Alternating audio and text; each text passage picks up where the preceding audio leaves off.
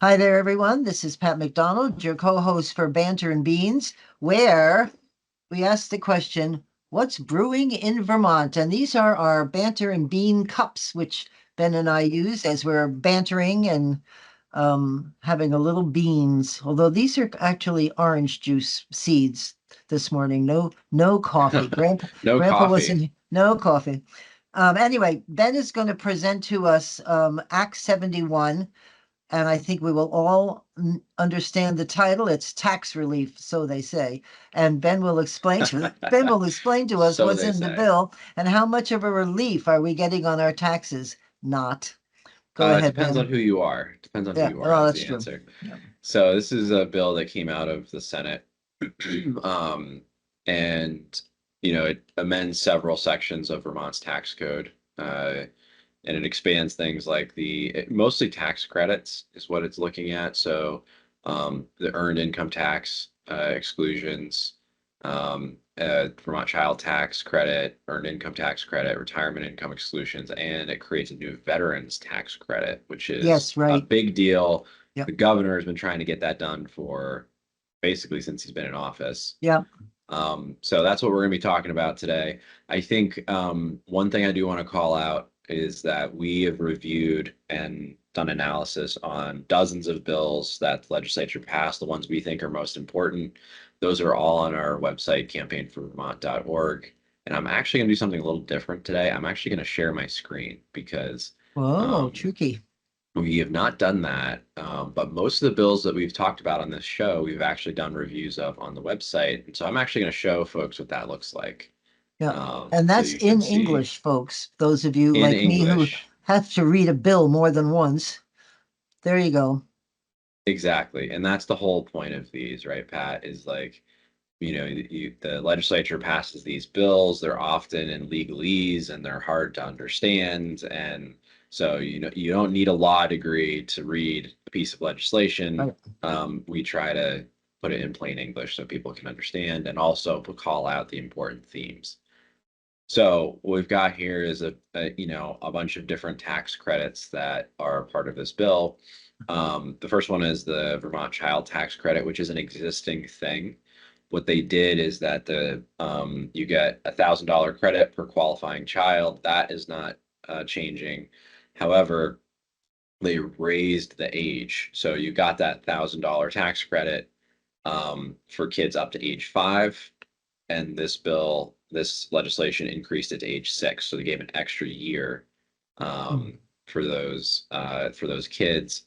It also changed some of the residency requirements, and also allowed part-time residents, folks who are only in the state part of the year, to get that credit on a prorated basis. Um, so and that sort of theme carries through uh, a lot of these tax credits that are part of this bill. The other one that really is going to be impactful for families is the Earned Income Tax Credit. This is a tax credit that exists at the federal level, and most states have their own tax credit on top of the federal one. And a lot of them actually index their state tax credit off of the federal tax credit, which is what Vermont does. And so they increased the tax credit um, to in Vermont. It was, I believe, 25% of the federal, and they split it up, so it's now 38% for families with qualifying children, and 100% for families without children. So these two tax credits kind of work together.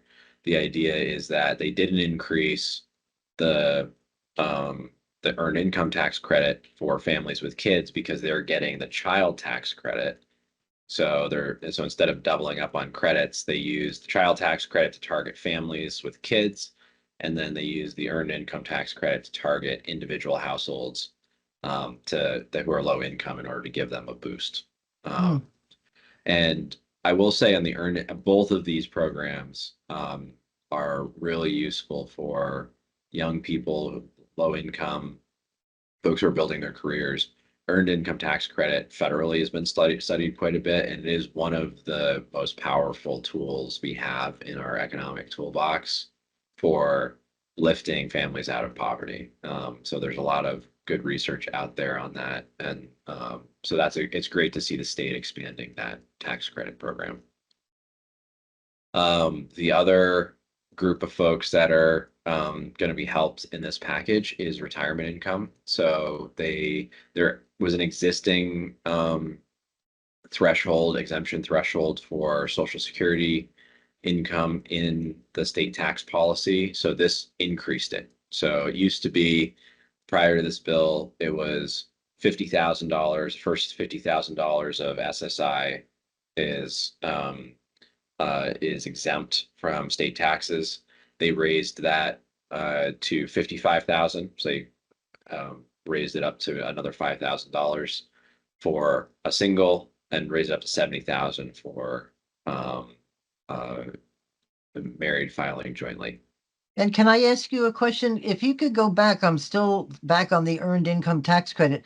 Last line in there says credit is prorated for part year residents based on Vermont earned income. Under what Yes. scenario would they get this money? So if you're paying Vermont income tax, but Yeah. but you're only in the year, say, or only in the state, say 3 months out of the year.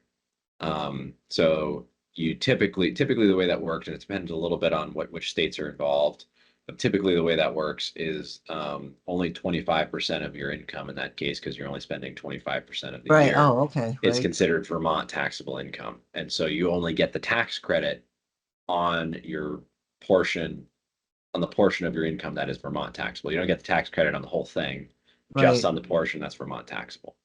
Oh, okay. Thank you. That's what that's doing. Yeah. So, the Social Security income one is good. That's targeting retirees who often also are on fixed incomes or close to fixed incomes. The other exception that changed is the sort of to match the new numbers for Social Security. They also increased the thresholds for civil service retirement system. So that's like, folks who are state employees, civil servants, law enforcement, whatever, teachers, those folks, same sort of idea as Social Security. Thresholds are basically the same. So again, retirees who were trying to insulate from some of the property tax burden or the cost of living burden that we may have in the state. So that brings us to something that's entirely new, which is a military retirement and survivor benefit income exclusion. So this is not something that has been in law at all, whereas the last programs we've just talked about are actually, existing programs are just increasing the threshold to give more of a benefit to folks.